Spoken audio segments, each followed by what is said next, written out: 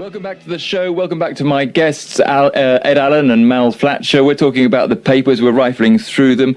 Mal, you wanted to talk about Bradley Manning, the man who sold all that information to WikiLeaks. Yeah, so he sold or gave 700,000. Actually, did he sell it or did he give it? I don't know. I'm not exactly sure about that. I think he gave it. Yeah.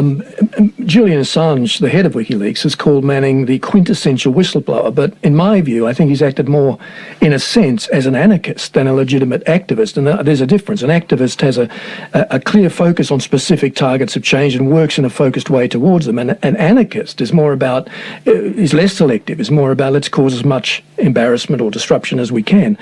And here's a guy that submitted 700,000, as I said, files. I don't think he could have read all of those. I'm pretty sure that WikiLeaks didn't either. And yet it was released in an effort to cause the maximum embarrassment or disruption. And as far as I can see, I may be wrong on this, WikiLeaks doesn't really articulate any alternative vision for the things they're complaining about. It has no prime activist focus other than its narrow definition of freedom of speech, which in their case I think means freedom of accountability. So what do you think of Assange, the leader of, or the owner or the founder of WikiLeaks, who's now holed up in the Venezuelan embassy still? Ecuador, isn't it? Ecuadorian embassy. Yeah. What's your view on him, Mel? Well, I think, he... Social responsibility or irresponsibility? I think a motive of social responsibility, and he's Australian, but in terms of action, I think social irresponsibility. And I think his other challenge is that he tends to align his personal needs and agenda with that of the organisation that he leads, and that causes me concern. So you're granting an agreement there, I think he's got a huge ego.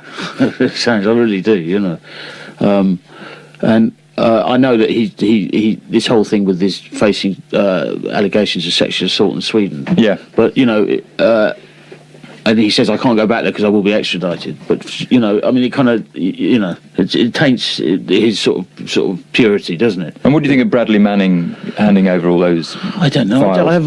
The whole thing with America is that they're quite shameless, aren't they? This whole thing with Snowden. And they're just like, well, we want him back and we want to jail him. And they're missing the point here. Is that, what they're doing is it's a kind of big brother society, isn't it? But it doesn't seem to bother them.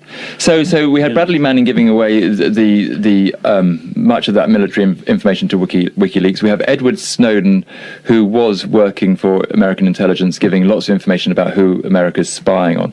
Snowden and Manning, Mal, you think there's a difference between the two? There's a slight difference in that I think Snowden was motivated by, as I said, a particular activist agenda, which was to make people aware in America of the degree to which the government was, quote, spying on them. And, of course, that affected us here with PRISM and GCHQ and so on. So he had a very focused view on what he wanted to achieve. Manning, on the other hand, just, 700,000 files were just put out there to cause maximum embarrassment. I think the other point I wanted to make was that freedom of expression in a democracy is always balanced by and subject to the rule of law. So if you want to change the system, you try as hard as you can from within the system to do it first. You don't try and, become an online vigilante. And that's what I think Julian Assange has, in a sense, become. Snowden was quite different, though, wasn't he? He was very precise and specific with what he was doing. Yeah. But now the papers are saying he's lined himself up for a miserable life in Russia. That the history of... Well, they've said they're only going to have him for 1 year. Yeah, but apparently it's no fun. No, well, you look at the history of ex-spies from Britain, Anthony Blunt and so on. Yeah. They didn't enjoy a good life in Moscow, really. So I can't see that he will enjoy himself there. But he must have known when he did it that this would be the outcome, not necessarily living in Russia. But the thing about the Americans... Do you think he thought it through? Do you think he thought it? I think he did, yeah. What he did was pretty brave, to be honest with you, because he has given up, the good life.